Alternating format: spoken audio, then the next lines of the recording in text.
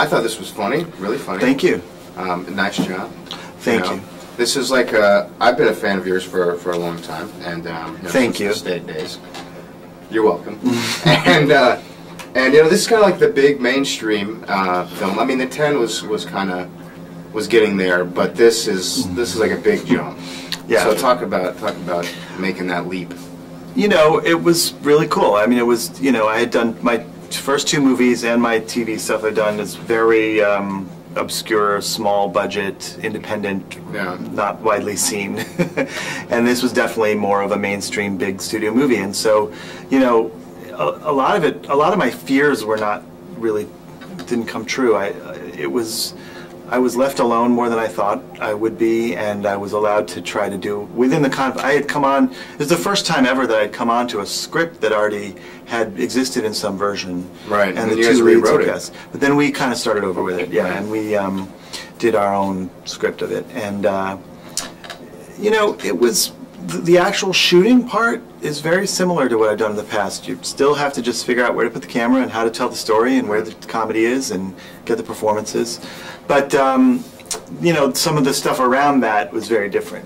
There's obviously a bigger budget and everyone's getting paid more, and there's a lot more people involved and a lot more people voting and a lot of influence from producers and studio, and you have longer time to do everything, and there's more testing, and so it's a different process, and I learned a lot. It was cool. But you still brought your same mentality, obviously, to a little bit. Where I tried to lend my voice and my comic sensibility and bring in my actors a lot. People that I like to work with, and so I wanted to make it feel like a movie that I made, while still honoring what it is, which is a little bit more of a mainstream story. I couldn't go to the sort of crazy, absurdist places that I would go in, like Wet Hot American Summer.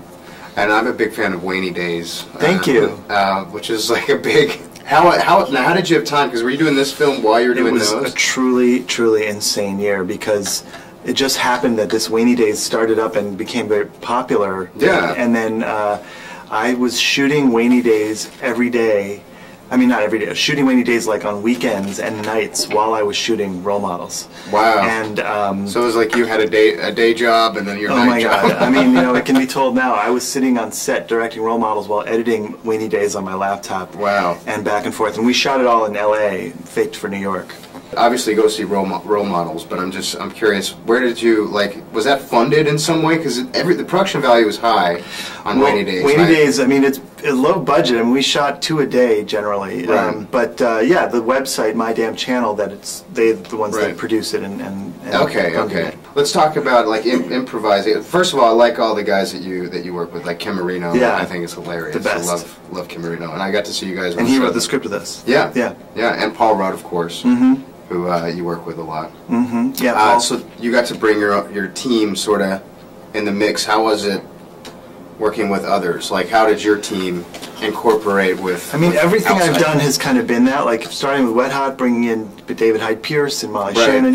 It's always been sort of the core of people that I always like to work with, and then bringing in new people into it. And every time it's just I love that mix. Yeah. And to bring in Jane Lynch, who I never worked with, and Seann William Scott, and a lot of other people, mixing in with the people who are like my standbys, like Paul Rudd and Elizabeth Banks and Joe Latrulio, and on and on and on.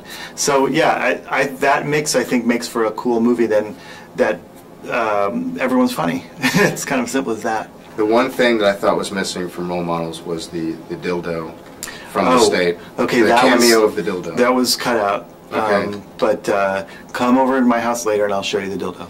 Great.